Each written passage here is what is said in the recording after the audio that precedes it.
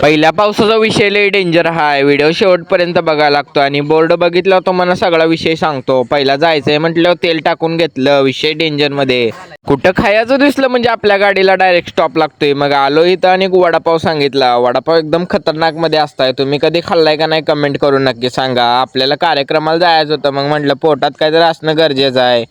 लगेच आपला वडापाव बस्त करून आपल्याला तिकडे पण जायचं होतं. मग इथला लगेच व्ह्यू घेतला आणि इकडे गेलो. भावांनो इथं आलतो गोमाताची शाळा असते ना, तिथे संचालक आलते आणि त्यांचे सगळे भाषण होते. मग तेच ऐकण्यासाठी आम्ही लोकमान्य स्मारक मध्ये आलतो सांगलीमध्ये.